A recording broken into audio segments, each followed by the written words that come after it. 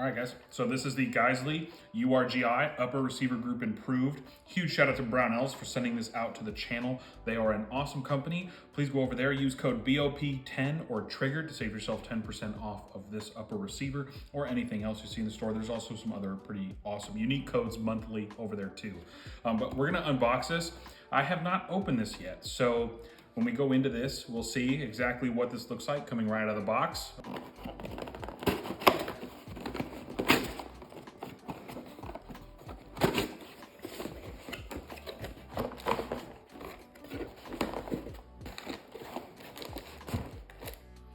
All right, so this is what says comes in the pack here. You have your URG-I, charging handle, H1 buffer, and Super 42 spring, bolt carrier group, and swag pack. So hopefully we will get a swag pack since we got this at Brownells. All right, so here's your upper receiver. Comes with your charging handle and bolt carrier group is inside. We will take a look at that in a moment. Really cool packaging. Let's see what else is in the box. If this is our swag pack, I'm gonna be very upset. Geissele Super 42 spring and buffer right here.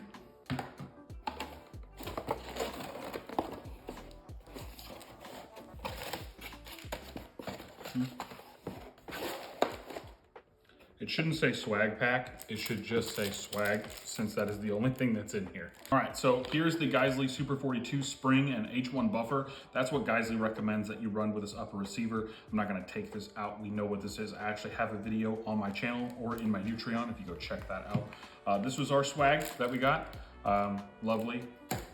And then let's cut open the upper receiver.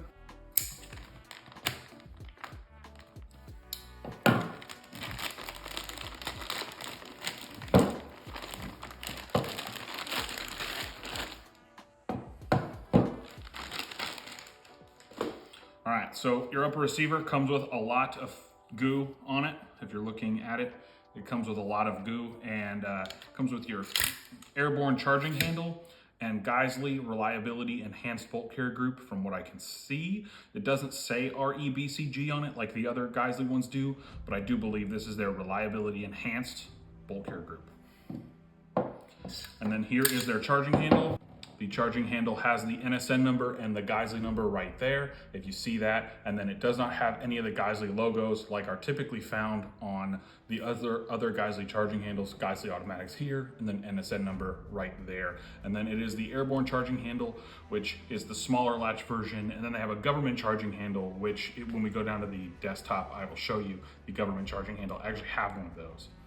All right, so with your Geissele upper receiver, you're gonna get this cool little, piece of whatever goes in there. It protects the bore from anything. Cool part about this comes with the Geissele Mark 16 DDC rail. I'm not a big fan of the Desert Dirt camo, but I do like this upper receiver. When we get up close, you'll be able to see the gas block is pinned with a coil pin. It goes in there, and this uses their super gas block, or Geissele's super gas block, or whatever they call it. This does not use the Mark 12 URG-I gas block. This also has a government profile Geissele barrel, hence the G right there. If you can see that right in there, there's a G right there. We'll go up close and we'll see that. The Geissele barrel is made in-house by Geissele, and then it runs a Surefire 4-prong flash hider. This is the 4-prong version of the Surefire 3-prong. These have not been necessarily available to the public unless you've had some sort of tactically acquired, taken one off. There have been a lot that have come out of the actual Special Forces community that have real world use on them, but it does have the NSN number and all the other fun stuff, 1/2 by 28 on there. And then I'm gonna go ahead and we're gonna go to the tabletop. We're gonna take everything apart, take off the rail, and we'll see exactly what's under here and what it looks like.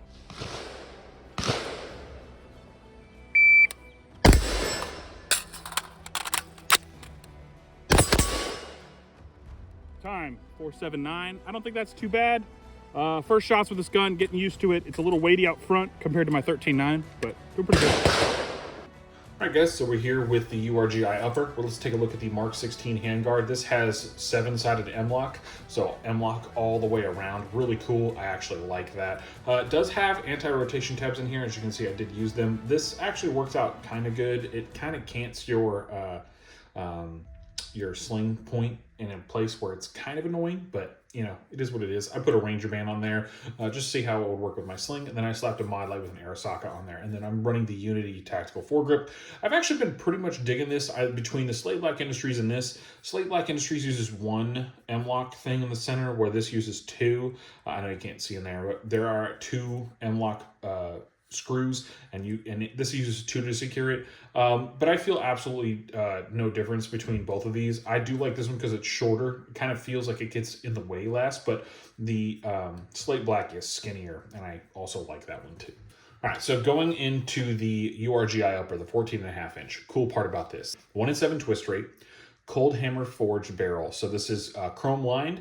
I can't tell you if the chamber is chrome lined. I will look it up and add a note in right now if it is, but I do know that the barrel is chrome lined itself. Pretty reasonable accuracy at 50 yards-ish. Just using the EOTech, I was able to kind of get a 1.5-inch group with some 55 grain 223. So, you know, not terrible.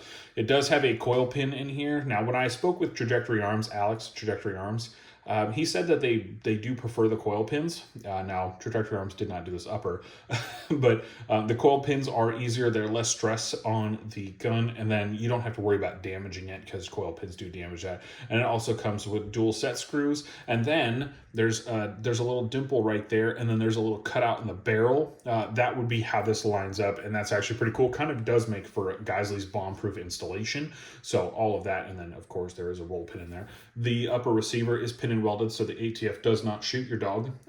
If you prefer to go that route, if not, it's cool. Put a stock on anything you want. I don't really care. Geissele's aluminum barrel nut. I can't tell you. I think I'm going to put in the specs for the barrel. I think it's 4150 chrome vanadium, and then we have a Carpenter 158 bolt, and then Geissele's reliability enhanced BCG. I did shoot this today. We'll go over feelings here in just a minute, but I just wanted to show you guys. And then it does have Geissele's G upper receiver. You can see that right in there. This has actually been a very nice upper. I've really liked that. Now, I'm going to go ahead and put this back together. We'll talk about the feels, kind of how everything went, and all the other fun stuff today. Also, just in case you were wondering, the gas port size is .076. I know that that is something that a lot of people do wonder, especially on these guns. Geissele has stated that. I'm going to go ahead and just give you my feels for this today. It was fantastic. I absolutely loved shooting this upper receiver. Not a ton of recoil. Now, I will say I did not run it with the H1 buffer system. Why? Because my lower already has a Super 42 with the H2 in it. I wasn't running it suppressed, but I did want to see how that was going to handle it. I believe next time I go out, I will run the H1 in it. But I also have another lower that has the H1 system already in it from the Geissele Super 42. I have a tendency to like that. It doesn't twang like the Springco Blue Spring and the H2. This upper receiver is not super heavy. I'm going to go ahead and throw in the weights right now between this, my 13.9, and then my FN M4 with the SOCOM barrel. I'm going to go ahead and kind of throw all those in. They will be put together. So, you know, varying weights differ, but I mean, upper receivers are upper receivers, and I don't want to weigh them bare because I feel like that's kind of ridiculous. I want to weigh them with the stuff that I have on there. So you will see all of those weighed individually. And then the Geissele RE-BCG reliability enhanced bolt carrier group. Been pretty good. It's Carpenter 158 steel. It does, if you see in the intro, I don't know if I put that in, but I will find the video. If I didn't put it in, it does have a donut installed along with the gold or copper colored spring. I'm sorry, not gold, but copper colored spring. I do know that that is one of the new reliability enhancements for this bolt carrier group. Now, I actually have an LMT. Now, this LMT defense upper is the LMT MRP, whatever. But it does have some work done by D. Wilson. This upper receiver was given to me by a friend. Well, not given to me. I'm being able to test it. A buddy of mine who goes shooting, a viewer of the channel actually, loaning me this so I can go shoot it with my LMT lower so we can do some of that stuff. So this is going to be accuracy tested next week, and along with this guy right here. here, and then I'm going to accuracy test it against my 13.9. So the only ammunition I don't have right now are some 69 grain Sierra Match Kings. I'm trying to find those because I want to put 69 grain Sierra Match Kings through all of those. I did not get the wrench that he has with this upper. So the wrench that he has is the one that LMT makes, where you can take the barrel out and put it back in. I will be getting that from him very soon, and we'll go over this upper here in a couple videos in the future. So just to show you guys, there is a lot coming to the channel, I promise, so don't worry. The URG-I, why I went with this. One, I want to test it against my 13.9 that I had built by Trajectory Arms. One, is this 14.5-inch URG-I worth the cost? I don't know yet. It shoots pretty nicely, I'll tell you that.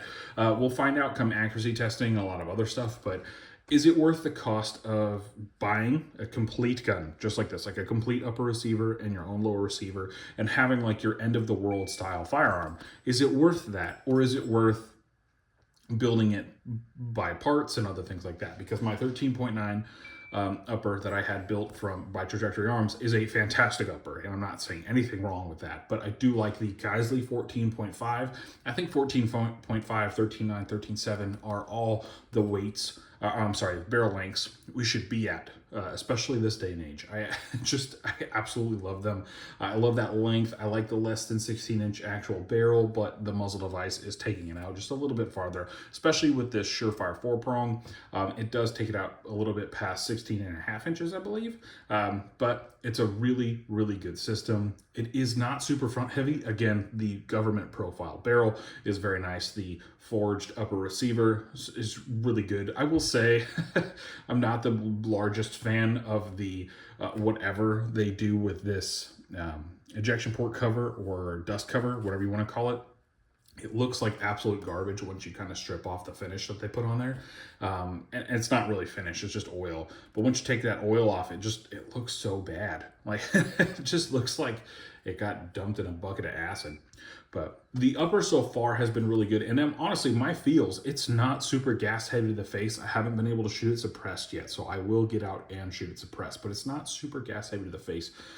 I mean, it just stays on target. That might be just due to the fact that it is kind of a front heavy gun, but it just stays on target. I mean, it's just bam, bam, bam, bam, bam. It just hits targets just no matter what. It just does it. And I was moving, shooting, and doing all sorts of stuff. I actually, if you go check out my Instagram, when this video goes up, I should have a reel up, but I did a 50-meter sprint with this gun and then went to supported, and I went to supported shooting, and I got a shot off, headshot, very nice, 50-meter supported. I was very, very happy with that, especially with the EOTech. I mean, it was good. Now, I did break the line on that one. I will say I did break the line, but it was a good, it's a good upper receiver. I like how it was just easy to zero. It took me less than a magazine to zero the gun.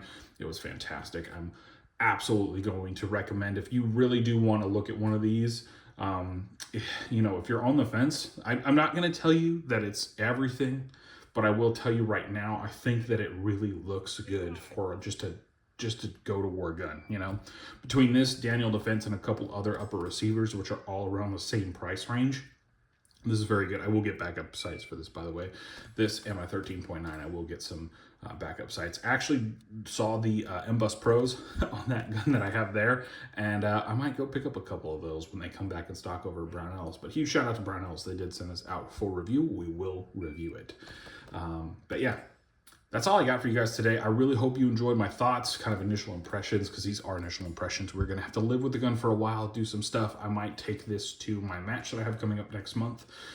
Definitely, actually, will take this to the match I have coming up next month, kind of run around with it and have some fun, kind of see what happens. I've been digging it a lot so far. I really, really want to also shout out my buddy Line 1 Gear. He sent me a new sling out today, so that was pretty fun to go play around with. Who doesn't love tropical multicam? Use code Hoodlum over at Line 1 Gear. If you use code STS10, that'll save you 10% off at Boring Rifles. Does not include whole guns, just actions, barrels, and all sorts of other trinkets that you can get there. And then go over to Brownells, use code BOP10. They are an awesome company. Thank you guys so much for tuning into The Bench. I absolutely love that you guys tune in to watch this video. I hope you guys enjoyed it, and we will come back again very soon with more, because we still have a lot of testing to do. I can't say what I used to say because, well, YouTube doesn't like me, but be a hoodlum. 481. No.